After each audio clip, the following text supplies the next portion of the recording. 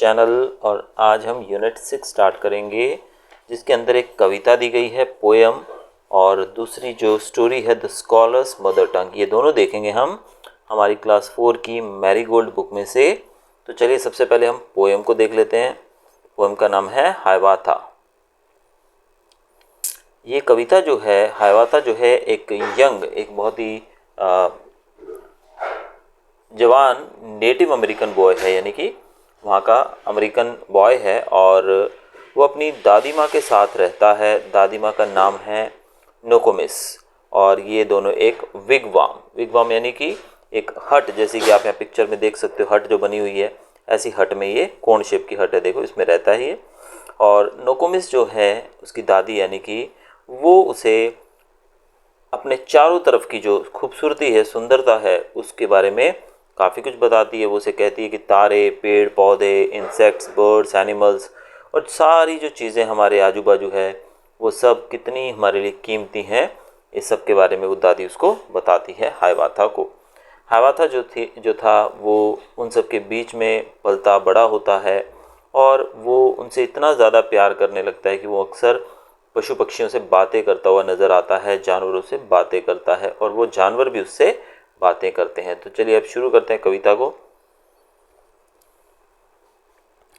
Then the little Hiawatha learned of every bird its language, learned their names and all their secrets, how they built their nests in summer, where they hid themselves in winter, talked with them whenever he met them, called them Hiawatha's chicken. अब हाइवाता जो था वो birds की भाषा भी सीख चुका था, यानी कि बर्ड्स से बातचीत भी करना उसको आता था। वो उनके नाम जानता था, उनके सब सीक्रेट्स के बारे में भी जानता था। उसे पता था कि वो समर में अपने नेस्ट कैसे बनाते हैं। उसे पता था कि ठंड में, विंटर सीजन में वो कहाँ छिप जाते हैं, हिड यानी कि छिप जाना। वो उनसे बात करता था जब भी वो उनसे मिलता था, और वो पक्षी जो है वो भी उससे बात करते थे जब भी उसे मिलते थे। और वो उन सब बर्ड्स को कहता था हाइवाथास चिकन। ये वो सब बर्ड्स के लिए यूज़ करता था वर्ड। नेक्स्ट स्टेंजा में देखिए बात की गई है यहाँ पर अगले स्टेंजा में, of all beast he learn the language, learn their names and all their secrets, how the beavers built their lodges, where the squirrels hid their acorns, how the reindeer ran so swiftly, why the rabbit was so timid, talked with them whenever he met them, called them Hiawatha's brothers. अब जो बाकी प्राणी थे, वो beast यानी कि बाकी जानवर जो हैं, शेर, चीते वगैरह होते हैं जानवर जंगल के अंदर, उन सब से जब वो मिलता था, उनकी भी भाषा वो समझता था, उसे उन सब के नाम पता थे, उनके सीक्रेट्स पता था। और इवन वो ये भी जानता था कि बीवर जो रहता है, हमारा एक एनिमल जो है, मैमल है, वो कहाँ रहता है, किस जगह पर वो अपना घर बनाता है। इवन उसे ये भी पता था कि स्क्विरल्स जो हैं वो अपना अकॉन, आपने देखा होगा एक जो नट रहता है ओक ट्री का ऊपर, जैसे आपने अगर वो मूवी देखी हो आइस एज, तो उसके अंदर जो स्क्विरल है वो एक अक्सर अपना एक फ्रूट लेकर घूमती रहती है। वो जो फ्रूट है वो ओक ट्री का फ्रूट होता है, उसका कॉर्न कहा जाता है। उसे वो भी पता था कि वो कहाँ छुपाती है वो उस कॉर्न को। और उसे ये भी पता था कि रेनडियर जो है इतना स्विफ्टली, यानी कि बिना आवाज़ किए कैसे वो दौड़ सकता है। उसे ये भी पता था कि रैबिट जो है इतना टिमिड क्यों है, यानी कि इतना डरता क्यों है, क्यों वो इतना घबराता है। वो उनसे जब भी मिलता था उनसे बात करता था, और वो भी जो पशु थे, सारे प्राणी जो थे, वो भी जब हाइवाता से मिलते थे उससे बातचीत करते थे, और वो उनसे कहता था हाइवाथास ब्रदर्स, तो यानी कि सब प्राणियों को अपने भाई की तरह मानता था।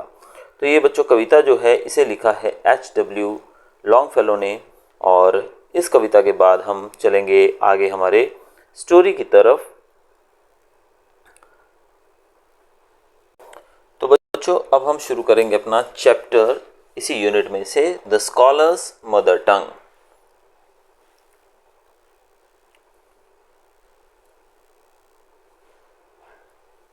A learned Pandit once visited the court of Akbar. He told the king and his courtiers that he had mastery over many different languages. एक बहुत ही बुद्धिमान, बहुत ही पढ़ा लिखा, बहुत ही ज्ञानी पंडित एक बार अकबर के दरबार में पहुंचा और उसने राजा यानी कि अकबर से कहा, उसके दरबारियों से कहा कि वो बहुत ही बड़ा ज्ञानी है, मास्टरी यानी कि वो मास्टर है, यानी कि एक्सपर्ट है बहुत सारी अलग अलग भाषाओं का। The pandit could speak many languages fluently. पंडित ने कहा कि मैं बहुत सारी भाषाओं को फ्लुएंसी के साथ बोल सकता हूँ।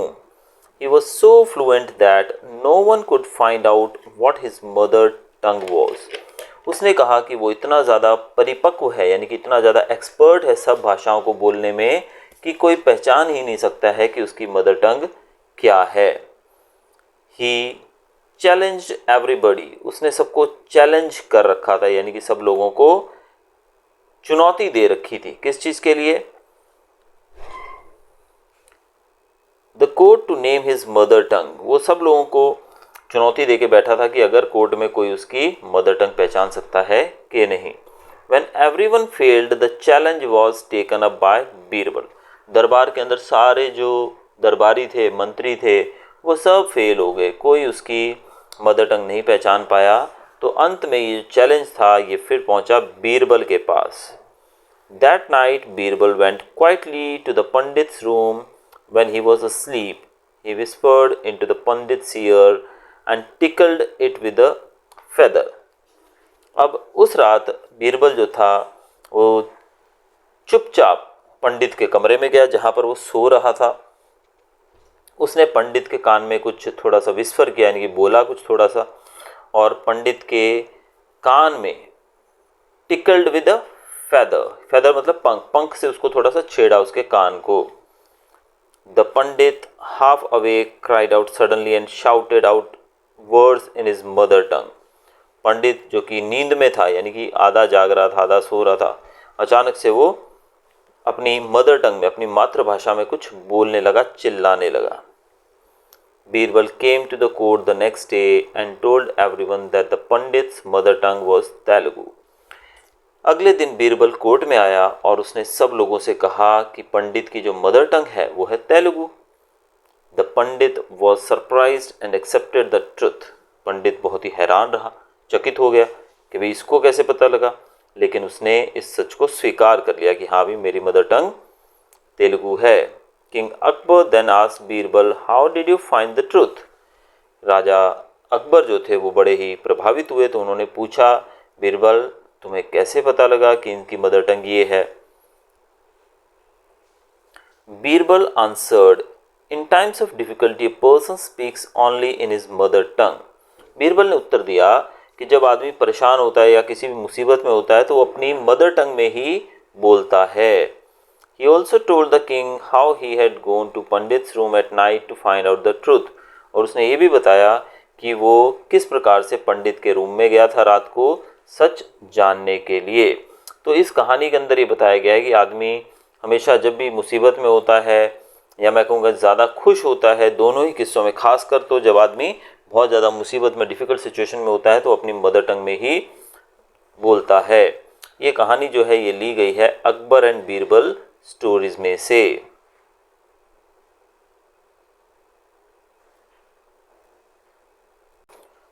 तो बच्चों अब इसके क्वेश्चन आंसर्स और एक्सरसाइज को थोड़ा सा हम देख लेते हैं। तो सबसे पहला क्वेश्चन जो आपके सामने आप देख रहे हो, रीडिंग इज फन में who came to Akbar's court. Akbar के कोर्ट में कौन आया था? तो हमने देखा था स्टार्टिंग में अ लर्नेड पंडित, एक पंडित आया था, उसके बारे में पूरा आपको लिखना है, अ लर्नेड पंडित। दूसरा क्वेश्चन है what did he claim to know. वो क्या दावा करता था कि उसे क्या आता है? उसे डिफरेंट लैंग्वेजेस यानी कि he claim to speak many languages. उसने कहा कि उसे बहुत सारी भाषाएं आती हैं, many languages. How did he challenge everybody. उसने सबको चैलेंज कैसे किया? उसने कहा कि उसकी मदर टंग ढूंढ के बताओ कि उसकी मदर टंग कौन सी है, हिज मदर टंग। अगर कोई उसकी मदर टंग ढूंढ के बताए तो इस बात के लिए वो सबको चैलेंज किए हुए था। व्हाट इज़ योर मदर टंग, यहाँ पर कुछ क्वेश्चंस दिए गए हैं जो आपको खुद देने हैं। व्हाट इज़ योर मदर टंग, तो यहाँ पर बच्चों आपको लिखना है आपकी मदर टंग के बारे में कि आपकी मदर टंग क्या है। Tell the class a joke in your mother tongue, अब आपको क्लास के अंदर अपनी मदर टंग में एक जोक सुनाना है। Do you know any other language, do you know joke in English, tell your friend, क्या आपको कोई दूसरी भाषा आती है। आप इसमें तो ये ऐसे ही लिखोगे क्योंकि आपको इंग्लिश, हिंदी, गुजराती, पंजाबी कुछ तो आता ही होगा ना। Do you know joke in English, English में आपको कोई जोक पता है, ऑब्वियसली पता होगा, अगर पता है तो यस, नहीं है तो नो, और अगर पता है तो अपने दोस्तों को वो जोक सुनाओ। इसके आगे बच्चों दिया गया है हमारे से अलाउड में, इनको तो हमें बोलना है बस।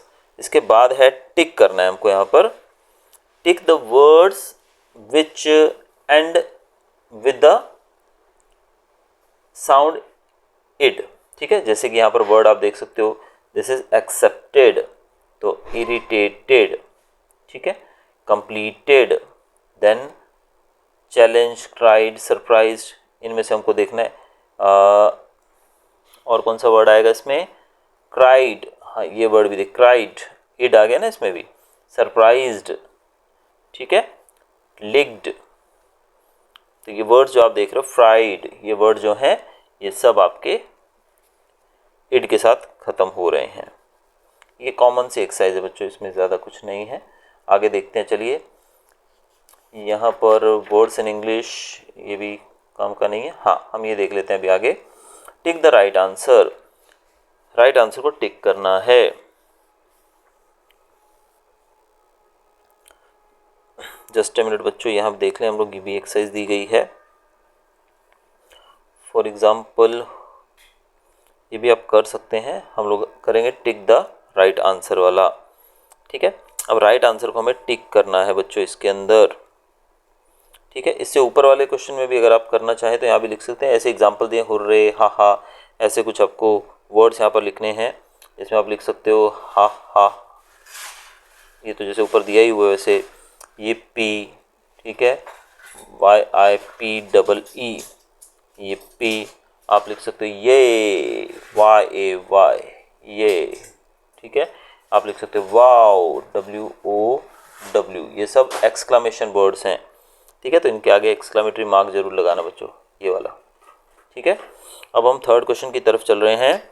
आई visited the court of Akbar's means, इसका मतलब क्या है कि you always live there, you came there for short time, या यू वर बॉर्न देयर, तो इसका आंसर है B, you came there for a short time.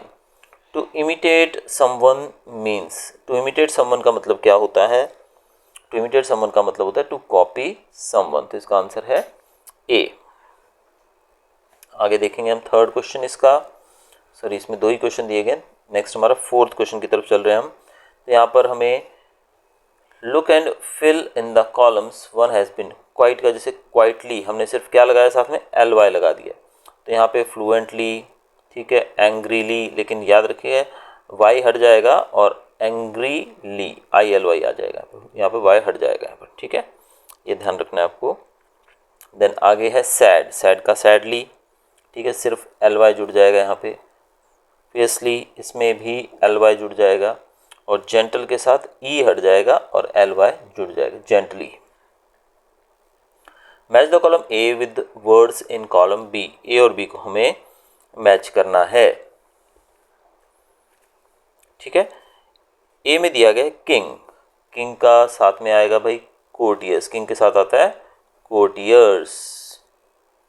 उसके बाद टीचर, टीचर का रिश्ता होता है स्टूडेंट्स के साथ, doctor, patients, bus driver, passengers, lawyer, clients, और मदर, चिल्ड्रन।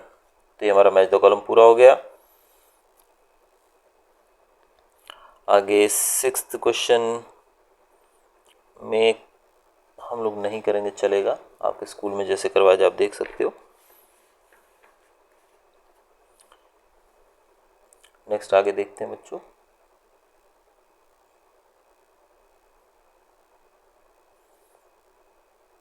तो बस ये कुछ क्रॉसवर्ड्स वगैरह दिए गए हैं जो कि आई थिंक सो आपकी क्लास में नहीं करवाए जाएंगे। ठीक है, एक ट्रूथ बलून एक कविता छोटी सी दी गई है, वो भी आपके जस्ट फॉर फन दी गई है और कुछ नहीं है। ठीक है बच्चों, तो ये था हमारा चैप्टर। वीडियो अच्छा लगा तो चैनल को सब्सक्राइब करना मत भूलिएगा। Till then good bye, thanks for watching.